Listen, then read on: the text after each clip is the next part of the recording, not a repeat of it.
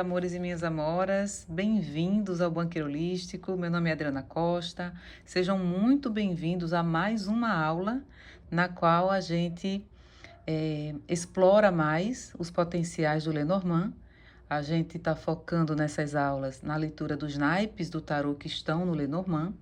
E aí você enriquece mais a sua leitura, seu consulente fica mais apaixonado pelo seu trabalho, lhe recomenda mais, volta para você, né?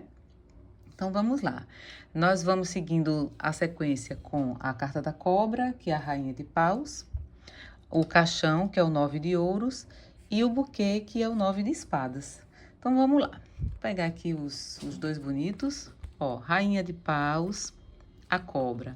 A gente vai, lógico, focar tanto no lado luz como no lado sombra, que chama, né? Porque a cobra nem sempre ela é ruim.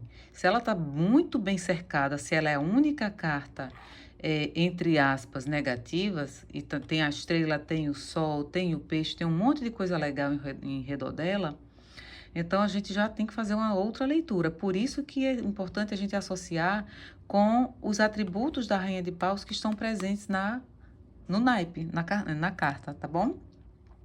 O que é que a gente já sabe ou que a gente precisa saber da Rainha de Paus? É uma carta que fala sobre sucesso em todos os aspectos, né? Como a gente está diante de uma figura feminina, se a sua consulente for mulher, aí logicamente você vai tratar desta forma. Se for um consulente homem, você vai tratar como arquétipo, a energia que emana dessa figura, que são pessoas carismáticas, simpáticas, sedutoras, né? Conseguem as coisas, né? Com aquela lábia boa, com argumentos sólidos, argumentos interessantes. São pessoas solícitas, são pessoas conscientes, muito conscientes de si, são pessoas assim que ninguém leva no bico com facilidade, né? São pessoas atraentes, charmosas, são pessoas bonitas, são sensuais também. São pessoas que são boa companhia, são trabalhadoras, são bem trabalhadoras. Nesse aspecto, a rainha de paus, ela é muito parecida com o naipe de ouros, né? Com a rainha de ouros, que é bem também empenhada, bem trabalhadora. São pessoas muito inteligentes, criativas, são pessoas maduras, e maturidade não tem nada a ver com idade.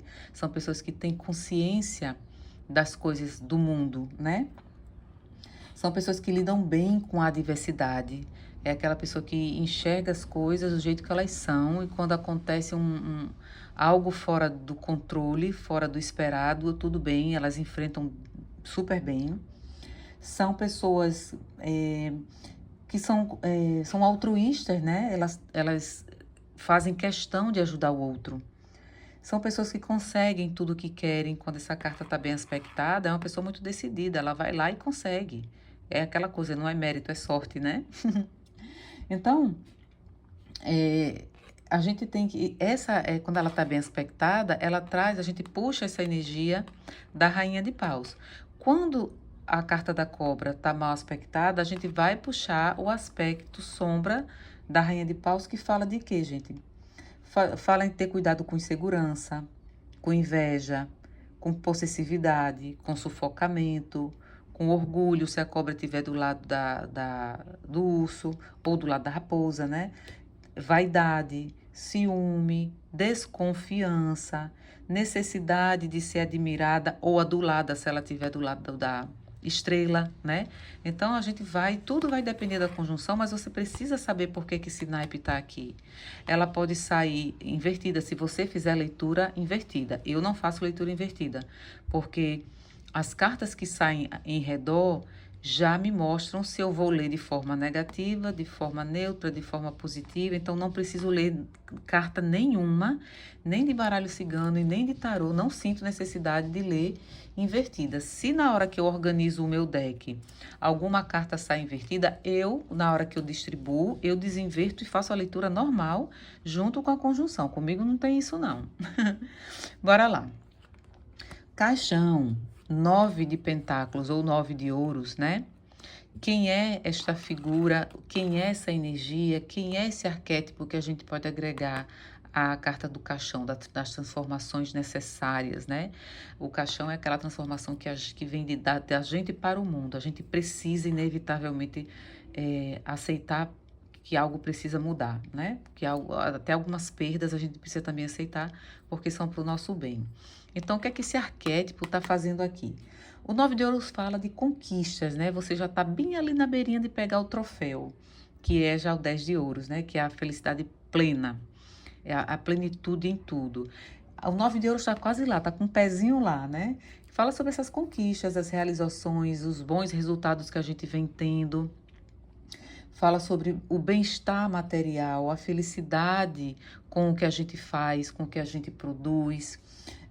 Normalmente, se for, né, tiver pessoas em redor, arcanos que são pessoas, né, em redor, fala sobre uma pessoa visionária, uma pessoa prudente, uma pessoa madura. Fala sobre fertilidade em vários aspectos, pensamento fértil, trabalho fértil, fertilidade física mesmo, né? A disposição, a fertilidade para a gravidez também.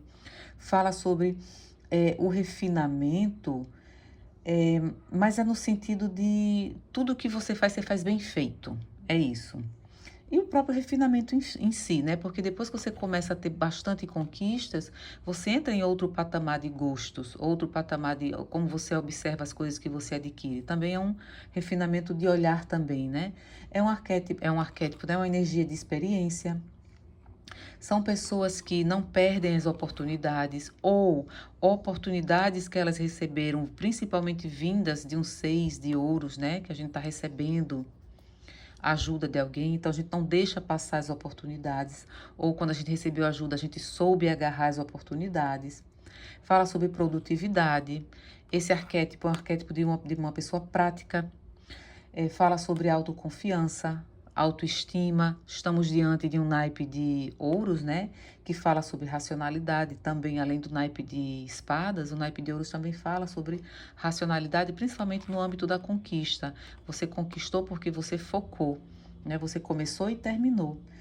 Fala sobre evoluir nas conquistas. Você chegou longe, você sabe que você pode conquistar mais.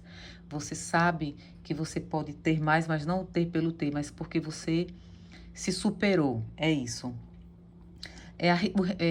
Como você muda um pouco de patamar, a tendência desse arquétipo é você ter um requinte maior nas atitudes, né? Você tem um requinte maior nas suas escolhas. Você já sai de um nível de qualquer coisa para você querer um pouquinho mais e você adquirir um pouquinho melhor, porque agora você merece, né? Fala sobre aquela pessoa que se faz útil, ela gosta de ser útil, ela é eficiente, ela é eficaz também. Só que quando ela está mal aspectada, a carta do caixão está mal aspectada, a gente tem que ter cuidado com o quê? Com valorizar. Porque quando a gente chega nesse patamar, se a gente descuida, a gente valoriza os bens materiais e a gente tem que valorizar os bens pessoais, porque o caixão fala de perdas também. Então a gente tem que aproveitar as pessoas que estão ali do nosso lado, as pessoas que querem nosso bem, que torcem por nós. A gente tem que apoiar essas pessoas na medida do possível, ajudá-las na medida que a gente puder, né? Então, ele fala sobre valorizar bens pessoais, né? Fala também sobre, ele mal aspectado, fala sobre perdas de vários tipos, perigos de todos os tipos, porque se você conquistou, você tem o que ser roubado de outra pessoa, né? Você tem, você é como se essa energia, se ele está junto do peixe, junto da estrela e do peixe, então é muita abundância chegando, é a carta da cornucópia que está lá no baralho da vovó cigana, né? Então, se ela está bem aspectada, significa que você vai causar inveja de alguém, você tem aqui dentro que guardar algo valioso, né? Então, por isso que ele representa ameaça à segurança, perigos de todos os tipos. Ele pode falar de falta de fé, falta de autoconfiança, falta de autoestima, pode falar sobre fim de amizades também, perda de objetos importantes. Se a gente começa a adquirir coisas boas, de qualidade, se ela está mal aspectada, tem que ter cuidado com a carteira, com os documentos, com o cartão de crédito, com o celular, que hoje em dia a gente bota tudo em celular, né? Então fala sobre essas perdas também. Olha aí, quanta informação a gente consegue extrair do baralho cigano como um conselho. Isso aqui você pode agregar à sua leitura, conjunta, ou pode, se a sua leitura for assim, mini mandala, ou uma leitura de 5 ou de 3, você pode pegar eles como conselho. Você faz a leitura normal da própria carta, do próprio Lenormand, e depois, como arremate, você usa as informações dos arcanos do tarô como último conselho. Ok, aqui a carta do buquê se refere à rainha de espadas. Esse arquétipo, se for uma consulente, vai ser ela. Se for um consulente, vai ser a energia que ele emana, o que ele precisa trazer para si, né? Se o buquê estiver mal aspectado. Então, quem é esse arquétipo? É aquela pessoa que age corretamente, que vê os dois lados, que escuta os dois lados, que pondera, é uma pessoa culta, de boa comunicação, é uma pessoa racional. Embora ela seja rigorosa, muito metódica, muito dentro do quadradinho, muito sistemática, né?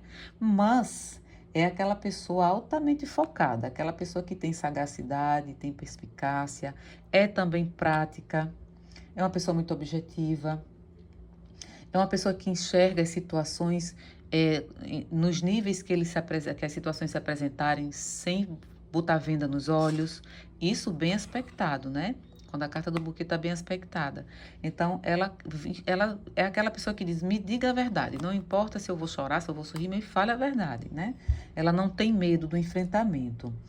Ela é muito autossuficiente, porque ela é determinada, né? Como ela é focada e ela se faz sozinha, se faz bem sozinha, então ela é autossuficiente. Ela rende também no trabalho. Se a carta do buquê estiver toda bichada, a gente vai pegar o lado sombra, o lado negativo dessa energia, que é o quê? Ter cuidado para não guardar mágoa, não guardar rancor. Ela mal aspectada fala sobre falta de empatia, se ela estiver do lado da cobra e da raposa. Pode falar sobre chantagem, pode falar sobre amargura, pode falar sobre julgamento, se estiver junto da raposa com chicote, né? Então, vocês têm que ter essa leitura muito ampla. Quer dizer, a partir disso daqui, quando as conjunções começam a aparecer, sua maturidade de leitura dá um salto que você nem imagina, né? O que mais que ela fala? De frieza, egoísmo, arrogância, infertilidade. Se ela tiver mais aspectada, a pessoa vai, se ela quiser engravidar, vai precisar fazer um tratamento. Ela pode estar num período infértil de criatividade. Pode estar num período infértil de relações interpessoais, ela pode estar querendo se afastar, né? Tem que ter cuidado com limitações, porque quando ela está mal aspectada, ela fala sobre venda nos olhos, sobre fanatismo, né? Fala sobre looping mental, criar uma realidade paralela, assim, criar cabelo em casca de ovo, né? Botar chifre em cabeça de cavalo. Então, ela cria um universo paralelo que aí ela enlouquece, né? Ela entra num looping e ela vai e constrói o próprio hospício dela, né? São pessoas assim, ou aliás, é uma energia que pode trazer reatividade, pode ser aquela pessoa que responde sem pensar, pode ser aquela pessoa intolerante se tiver junto com se a carta do buquê tiver junto com o chicote e a cegonha, pode falar de uma pessoa intolerante, uma pessoa que mandona, né? Opressora, não é isso? Então, gente, esses arremates eu acho que acabam virando um kit de sobrevivência para a gente ter uma qualidade melhor nas nossas leituras, né? Bom, esse triozinho termina por aqui. Se você está gostando dessas aulas, eu convido você a se inscrever no canal, a seguir, toca no sininho das notificações, que essas aulas vão continuar, né, até terminar, que a gente vai entrar com outras demandas muitíssimo interessantes de leitura. Se você quiser ser membro, eu agradeço enormemente, porque os membros vão ter direito a ter aula gratuita em dias e horários que a gente marcar na comunidade, a gente marca e faz aquele encontrão, né, para fazer aperfeiçoamento de leitura. Muito obrigada pela presença de vocês. Até a próxima aula. Um cheiro e um queijo em todo mundo. Fiquem todos com Deus.